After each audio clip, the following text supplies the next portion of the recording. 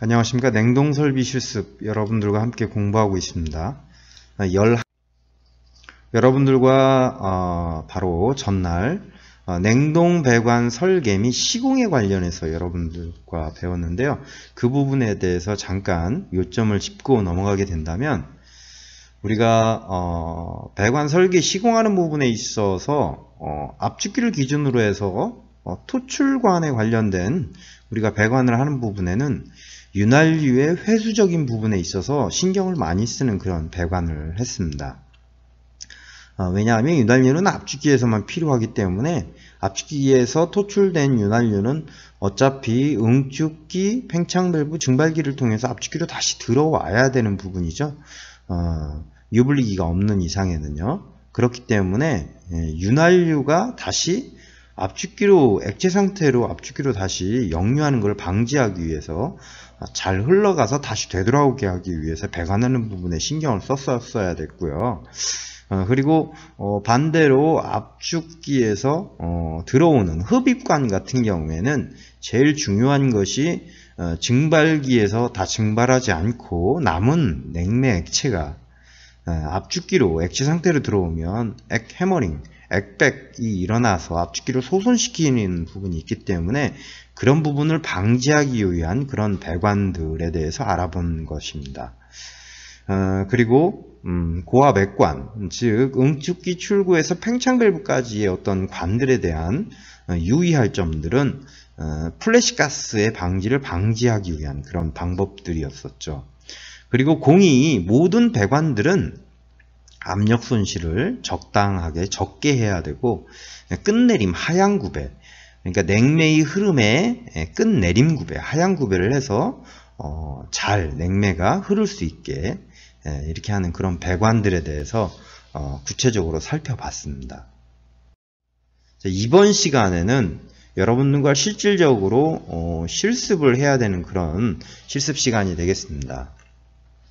먼저 여러분들께 냉동장치를 구성을 하는 실습을 하게 될 텐데요.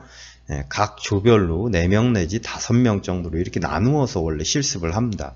그래서 실습하는 부분에 있어서 전반적인 냉동공학과 냉동설비 기초적인 실습이 다루어져 있기 때문에 실제 오른쪽에 보이는 여러분들이 보았을 때 오른쪽으로 보이는 이런 냉동기의 4대 구성 요소인 압축기, 그리고 응축기, 그리고 팽창밸브, 그리고 증발기, 그 외에 여러 가지 부품들이 있죠. 액분리기라든지, 그리고 이런 충전 닛불들, 그리고 고압 액관 부분에 수액기, 그리고 필터 드라이어, 사이트 글라스, 전자밸브, 이런 부분들이 있고, 그 외에 자동 제어하는 부분에 필요로 한 압력 스위치, LPS, HPS, 그리고 차압 스위치라든지, 그리고 압력계들이 있습니다.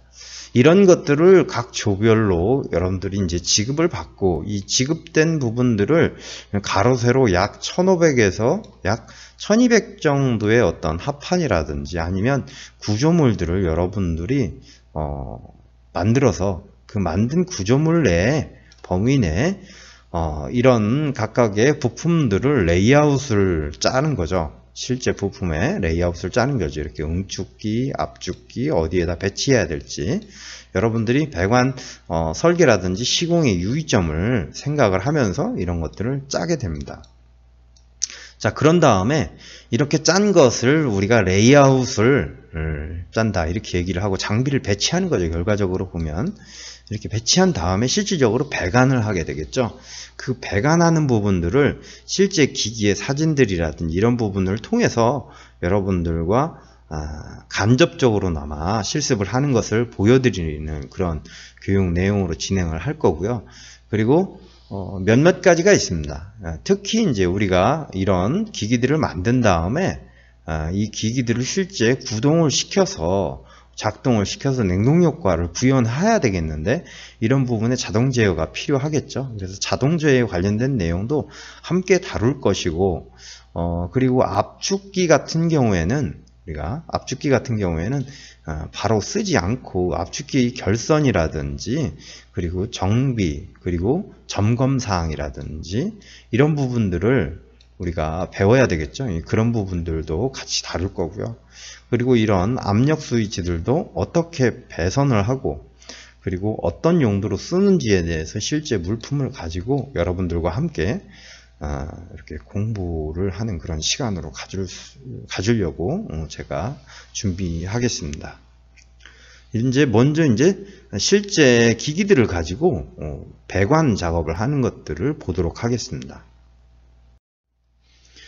첫 번째 압축기를 기준으로 해서 압축기와 응축기 사이의 냉매 배관을 이와 같이 하게 되겠죠. 아주 작은 우리가 실습을 하는 부분에 있어서는 약 3분의 1 홀스파워, 약 3분의 1마력짜리에서부터 시작을 해서 1마력 정도 되는 소형 완전 밀폐식 소형 왕복동식 압축기를 가지고 우리가 실제 이렇게 작업을 하게 되겠죠. 그래서 먼저 이런 배관 작업을 하기 전에 압축기를 결선을 해야 됩니다. 결선을 하고 그리고 결선을 한 것을 가지고 실제 기동을 시킴으로써 어느 부분이 흡입이고 어느 부분이 지금 보면은 구찌가 3개가 달려 있는데 3개 중에 2개는 흡입 측이 되겠고요. 한쪽은 이제 토출 측이 되겠죠. 그런 부분들을 실제 돌려서 확실한 흡입과 토출 부분을 확인을 하고요. 그 부분에 대한 맞는 배관을 배치에 맞게 배관을 하는 것을 여러분들이 실제 해야 되겠죠. 그래서 압축기에서 토출해서 나가는 거기 때문에 토출해서 나가는 부분을 응축기 높이만큼 위로 올렸다가 하향 구배, 끝 내림 구배, 응축기 쪽으로 기울어지게 100분의 1 정도 기울기로 우리가 이렇게 배관 작업을 먼저 해놔야 되겠죠. 여기에서 배관 작업을 한다라는 얘기는 배관을 밴딩을 하고 그리고 이 이음새 부분이 우리가 브레이징을 하기 쉽게 먼저 준비를 다 만들어 놓는 거죠. 치수 계산부터 시작을 해서 이런 구배 그리고 추후에 이쪽에 게이지 라인이 나가잖아요. 이런 나가는 부분에 이 부분에 이제 뭐 T를 쓴다든지 아니면 홀 작업을 해서 여기에다가 브레이징을 하는 작업을 다 준비를 하는 거죠. 이런 것을 배관을 한다라고 볼 수 있겠고요. 충전 뒷불도 꽂을 수 있는 부분을 잘 가공을 해서 먼저 세팅을 해 놓는 거죠. 자, 두 번째 응축기와 수액기 사이의 냉매 배관입니다. 이 수액기가 되겠죠. 그리고 응축기가 되겠는데 응축기에서 아까 상부 부분에는 압축기 토출해서 이쪽으로 들어가는 배관을 지금 세팅을 한 상황이기 때문에 응축기에서는 당연히 위쪽으로 들어가서 강제 공냉식으로 해서 고온 고압의 냉매가스가 들어가서 조금씩 액체가 생기면 밑으로 내려가겠죠. 자중에 의해서 액체가 무거우니까요. 그러면 내려가면 그 액체가 이제 흘러갈 수 있겠죠. 자연적으로 흘러갔을 때 수액기에 들어가게. 여러분들이 실제 여러분들이 실습을 하는 수액기 모양과 같습니다. 이렇게 수액기로 이쪽이 입구가 되겠고요. 이 부분이 출구가 되겠습니다. 출구는 플레어로 이렇게 되어 있습니다. 플레어 접속으로 되어 있습니다. 이쪽은 이게 브라켓 밸브와 같은 그런 밸브죠. 윗부분에도 여러분들이 뭐 압력계라든지 아니면 충전 닛불 같은 것들을 여기다가 장착을 시킬 수가 있고요. 이 부분은 유량을 조절해 줄 수 있는 유량 조절 밸브가 되겠죠. 이쪽으로 출구로 나가는 부분에 있어서 수액기가 되겠습니다.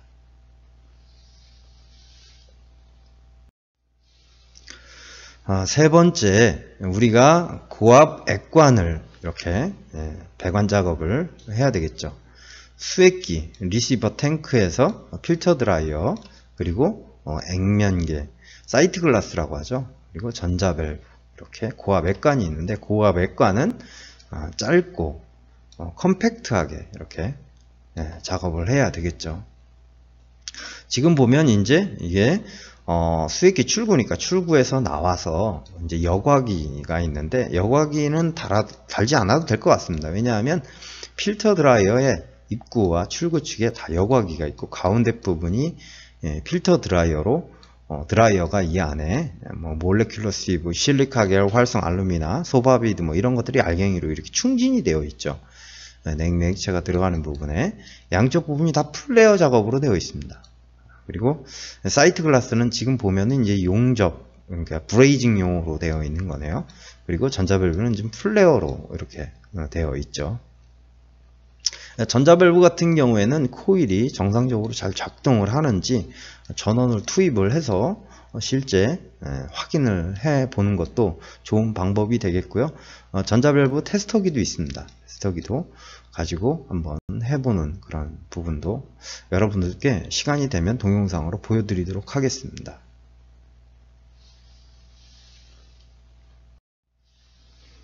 자, 그 다음에 네 번째 팽창밸브와 증발기의 냉매 배관이죠. 그렇기 때문에 전자밸브까지 플레어 작업을 해서 완료가 되면 전자밸브도 방향이 있습니다. 입구 출구 방향을 밑에 부분에 화살표 표시가 된 부분을 참고를 해서 하셔야 되고요. 전자밸브 같이 이런 좀 예민한 그런 밸브들 같은 경우는 입구 측에 또 플레어를 이렇게 장착하는 요 입구 측에 보면은 너트를 끼는 부분에 이 안에 뭐 이런 식으로 되어 있어서 플레어 작업을 하면서 플레어와 같이 끼면서 이에 망으로 이렇게 되어 있죠. 그러니까 전자밸브가 잘 작동하기 위해서 불순물을 걸러주는 필터가 이 틈새 사이에 이제 들어가 있죠. 그 부분이 이제 빠지지 않고 장착을 해서 조립을 잘 해야 되겠죠. 잊어버리지 않고요. 그래서 냉매 액체가 이제 흘러가게 되겠고요. 자, 요것은 이제 이쪽도 그렇고 이쪽도 그렇고 다 플레어 접속으로 되어 있는 수동 팽창 밸브입니다. 수동 팽창 밸브 이 부분을 나사식으로 되어 있어서 돌려서 오리피스를 열고 닫고 이렇게 할 수 있겠죠. 침변으로 된 오리피스를 열고 닫을 수가 있습니다. 그러니까 이쪽이 이제 증발기가 되겠죠. 증발기. 자, 다섯 번째, 이제 증발기 입구 측까지 배관을 했으니까 증발기에서 다시 이제 출구해서 액분리기, 어큐뮬레이터죠. 어큐뮬레이터까지 좀 배관을 해야 되겠죠. 증발기 출구에서 나가서 어큐뮬레이터로 액분리기로 들어가게 되겠죠. 끝내림 구배를 항상 해야 되겠고요.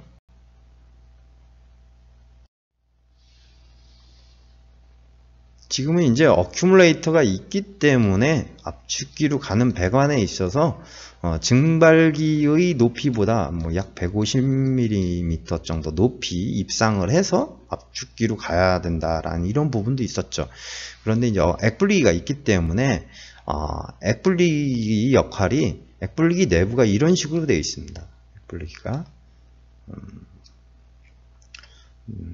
냉매 액체든 냉매 가스든 들어오게 되면 이렇게 안으로 들어가고, 그리고 이제 나가는 배관, 이게 들어가는 부분이죠. 그리고 나가는 배관이 배관 자체가 이런 식으로 내부에 이렇게 되어 있습니다. 이렇게. 그래서 이 부분에 냉매 액체가 이만큼 차여져 있다고 한다면 윗부분은 가스가 되겠죠. 가스가 이렇게 되어 있고, 그러면 이제 가스만 압축기로 흡입이 될 수 있게 하는 거죠. 이런 안전장치로 되어 있는 게 어큐뮬레이터죠. 그래서 어큐뮬레이터도 당연히 입구와 출구를 잘 확인해서 우리가 배관을 작업을 해야 되겠습니다. 그리고 이제 어큐뮬레이터에서 끝내림 굽에 압축기로 가는 부분을 해야 되겠고요. 그런 다음에 여기는 저압측이죠. 그러니까 저압측에 관련해서 똑같이 계기라든지 그리고 압력계, 그리고 압력 스위치 이런 부분들을 우리가 배관을 해야 되기 때문에 동관 4분의 1인치를 빼놔야 되는 거죠. 자, 그렇다면 아까 압축기에서 응축기를 가는 부분에 대한 고압 가스관이죠. 고압 가스관 관련해 가지고 우리가 분기를 해서 4분의 1인치 동관 고압측을 만들어 놨고요. 그리고 어큐뮬레이터에서 압축기 흡입축으로 가는 저압측 가스관도 이렇게 빼놓은 상황이잖아요. 이 빼놓은 상황에 이쪽에 한쪽은 우리가 압력계를 하나를 달아주고요. 그럼 저압 측의 압력이 얼마인지를 알 수가 있겠죠. 그리고 저압 측에 관련해서 우리가 LPS를 저압 차단 스위치라는 LPS를 설치를 함으로써 제어하는 부분에 우리가 활용을 할 수가 있겠고요. 자, 그리고 고압 측은 당연히 고압 측에도 압력계가 얼마인지를 알아야 되겠죠. 그래서 고압 압력계를 달아야 되고요. 자, 그리고 고압 측에는 하나의 안전장치로 대부분 HPS를 하나를 빼놓습니다. 고압 차단 스위치라고 이야기를 하죠. 그래서 일정 최고 사용 압력 이상이 넘어가 버리면 배관에 무리가 가기도 하고 압축기에 무리가 가기도 하고 냉동장치에 이상이 있다고 볼 수가 있기 때문에 압축기를 셧다운 시키는 거죠. 꺼버리는 거죠. 그런 안전장치라고 볼 수가 있겠고요. 자, 그리고 여기에는 이제 차압 조절기가 있는데 대부분 차압 조절기는 어느 부분에 많이 쓰냐면 응축기 팬에 많이 씁니다. 그래서 일정 압력 이상이 되면 응축기의 팬이 돌아가게, 그리고 응축기의 압력이 일정 이하가 되면 팬을 끄는 거죠. 굳이 강제 공냉식으로 해서 팬을 돌려서 전기를 소모하면서 냉액체를 만들 필요가 없을 정도로 압력이 다운되고 액체가 잘 만들어지고 있기 때문에 차압 스위치를 가지고 응축기 팬을 돌렸다 꺼뜨렸다 이렇게 계속 제어를 할 수 있게 차압 스위치를 갖다 놓습니다. 자, 이런 압력계나 그리고 HPS, LPS 차압 스위치와 같은 이런 스위치, 고압 압력 스위치를 놓을 때 이렇게 사이폰관이라고 하죠. 이렇게 굴곡을 주어서 이렇게 배관을 하게 됩니다. 이렇게요. 이렇게 하는 이유는 직접적인 압력이 아주 급작스럽게 압력계에 전달이 되거나 압력 스위치에 전달이 되면 소손이 일어날 수도 있고 좋지 않겠죠. 그렇기 때문에 이렇게 사이폰관처럼 이렇게 한번 굴곡이나 두 번 정도의 굴곡을 주어서 이렇게 배관을 하게 되겠고요. 자, 이런 배관들은 보일러에서는 사이폰관이라고 이야기를 하죠. 사이폰관. 자, 그런 다음에 이런 배관들을 다 만들어 놓은 다음에 세팅을 해 놓으면 우리가 이런 각각의 배관들에 대해서 우리가 뭘 해야 되겠습니까? 브레이징을 해야 되겠습니다. 브레이징. 은납을 한다고 보면 되겠죠. 예를 들어서 이 동관과 이 동관을 지금 소켓을 가지고 브레이징을 한다. 그러면 그냥 브레이징을 할 수도 있습니다. 그냥 이 상태에서 브레이징을 할 수도 있겠죠. 모세관 현상이 잘 일어날 수 있게 예열을 잘 해서 브레이징을 합니다. 하지만 요즘 같은 경우에는 질소 퍼지를 하면서 우리가 브레이징을 하는 게 거의 정석적인 일이 되어 가고 있습니다. 왜냐하면 한번 냉매 배관을 하면 그 배관 자체가 영구적으로 쓰는 부분이기 때문에 배관을 우리가 브레이징을 할 때 공기 중에 있는 산소, 고온에서 공기 중에 있는 산소와 결합을 하면서 산화피막을 만들고, 그리고 산화피막에 대한 여러가지 불순물들이 배관 장치 내에 생겨서 그 부분이 돌아다니게 되겠죠. 그러면 여러가지 안 좋은 현상들을 일으킵니다. 절연을 파괴한다든지 혹은 이런 것들이 어떤 배관 내를 막히게 한다든지 아주 안 좋은 현상들을 많이 일으키고 다니죠. 그렇기 때문에 질소 퍼지를 한다라는 말은 질소를 지금 이 부분이 이제 질소를 지금 주입을 하고 있는 겁니다. 질소 주입을 할 때에는 질소를 약 1.5에서 약 2psi, 아주 작은 압력이라고 보시면 됩니다. 아주 낮은 압력과 아주 낮은 흐름으로 질소를 보내주는 거죠. 배관 장치 내에 봉입을 시켜서 집어넣어주는 상황에서 우리가 그런 상황에서 이렇게 질소 퍼지를 하고 있는 상황에서 이렇게 브레이징을 해줘야 된다는 얘기입니다. 이렇게 브레이징을 해야 왼쪽 부분 같은 경우에는 우리가 질소 퍼지를 하면서 브레이징 작업, 은납을 한 상황이고요. 내부. 그리고 오른쪽은 지금 질소 퍼지를 안 하면서, 안 하고 그냥 이렇게 은납을 한 상황이죠. 그러면 이렇게 산화피막이 많이 생기는 거죠. 이걸 손으로 만지거나 툭툭 털어도 쇳가루가 막 떨어지는 것처럼 이렇게 산화피막이 떨어질 정도로 상당히 많은 양의 이런 더럽게 되겠죠. 그렇기 때문에 질소 퍼지를 해서 요즘 같은 경우에는 브레이징을 하는 것이 표준화 되어 가고 있는 추세입니다. 이렇게 우리가 간단하게나마 냉동장치 구성하는 부분에 있어서 냉매 배관하는 부분을 간단하게 이렇게 여러 가지의 4대 구성 요소인 냉동, 4대 구성 압축기, 응축기, 팽창밸브, 증발기와 여러 부속기기들, 기본적으로 필요로 한 중요 부속기기들을 가지고 냉매 배관하는 것을 알아봤는데요. 이런 것들은 실제 실습을 해야 되겠지만 좀 부족한 브레이징 하는 부분이나 배관하는 부분들은 여러분들께 기출 실습으로 동영상으로 제시를 해드렸고, 그 외에 압축기 결선이라든지 점검이라든지 그 외에 HPS, LPS 그리고 팽창 밸브 이런 것들은 추가적으로 동영상을 제작해서 여러분들께 좀 안내를 해드리도록 이렇게 하겠습니다. 감사합니다.